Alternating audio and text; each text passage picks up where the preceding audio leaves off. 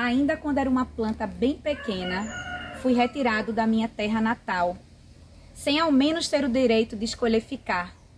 Ao redor estavam outras árvores, mas como era miúdo, podia ser puxado por qualquer um. Arrancaram-me sem nenhuma piedade. Tentei ficar imóvel e lutei com todas as forças para ficar no lugar que nasci. Porém, era apenas uma árvore e não precisou de muito esforço para ser enfiado num saco qualquer. Senti-me perdido, não tinha mais chão dos antepassados e agora reinava no saco sem ar. Não tardaria a morrer. Fiquei pensando quanto a minha vida era infeliz, morrer tão jovem e sem ao menos conhecer a magnífica ancestralidade. Queria ser imensa, como as outras árvores que reinavam lá do alto. Elas podiam ver o mar infinito e azul. As águas claras apontavam os animais, presa fácil para as aves que se divertiam na caçada pela sobrevivência. Se fosse majestoso, poderia virar até um móvel. Veja que infelicidade se tornar um objeto de decoração na casa desses colonizadores. Resolvi então contar as horas que me restavam, talvez tivesse 48, as piores que já vivi. Escutava os uivados dos meus irmãos humanos. Não queriam ingressar naquele navio, pois sabiam que era um caminho sem volta. Os que hesitavam eram espancados e depois lançados ao mar. Uma sessão de horrores. Como estava preso, só ouvia os gritos dos que resistiam à infâmia da escravidão. Alguém abriu o saco onde eu estava e fui enfiado numa espécie de vaso. Me jogaram numa parte alta do navio. À frente, só vi o mar e o infinito.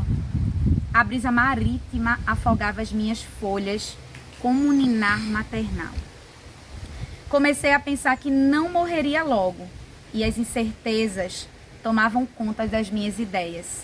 Olhei para trás e me deparei com cenas terríveis. O mar, antes azul, misturava-se com uma vermelhidão reluzente, que se misturava com as águas claras. Ambas as cores entrelaçavam-se violentamente e as belezas de alguns minutos eram apagadas pelo cheiro de morte. Na areia havia vários corpos, esperando a maré cheia para serem carregados até o poço do esquecimento. As memórias do meu povo foram carregadas pelas ondas. Nenhum ser vivente era capaz de descrever o espetáculo de horrores que aconteceu naquela ilha. A beleza da natureza foi sufocada pela presença dos navios estrangeiros. Estávamos reféns de pessoas que se achavam melhores do que nós. A cor da pele valia mais que a dignidade da vida.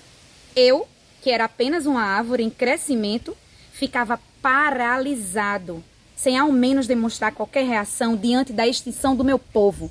E como isso era doloroso. Se foste forte ou até mais velho, clamaria pela intervenção dos meus antepassados. Provocaria até uma tempestade inusitada. Ou quem sabe, chamaria algum chipoco para apoderar-se do corpo de algum branco. Mas era apenas um miúdo que vivia um inferno no paraíso. Os navios passaram 8 dias ancorados na minha terra natal. Esse tempo foi suficiente para prender os navios, matar os que negaram a embarcar, destruir as nossas árvores e explorar as riquezas naturais.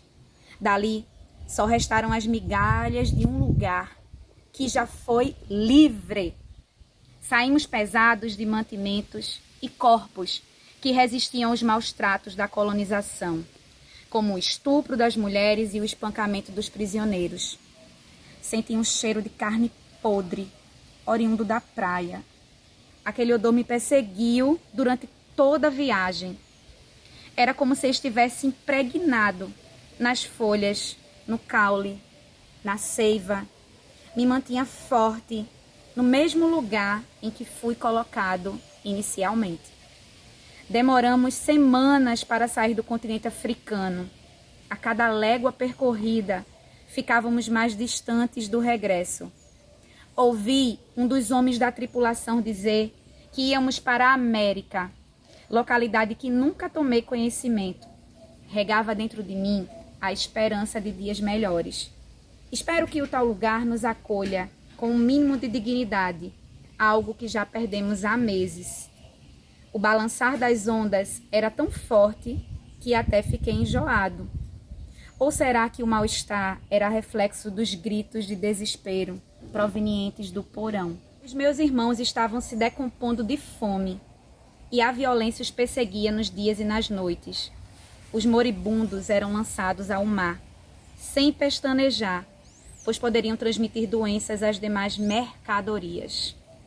Juntamente com as crianças chorosas que não serviam para nada, só davam trabalho, segundo o capitão.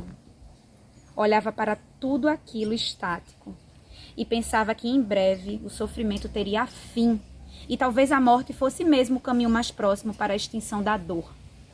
O mar nos trouxe até uma vila chamada Recife. Um rio imenso a cortava e o porto nos recebia. Eu nem acreditava que permanecia com vida naquele lugar, pois sofri muitas agonias, náuseas, insolação, estava seco e com uma aparência estranha. De onde vim, não havia casas grandes e porto. O meu chão era mais simples, a natureza reinava e os homens trabalhavam para o seu próprio sustento.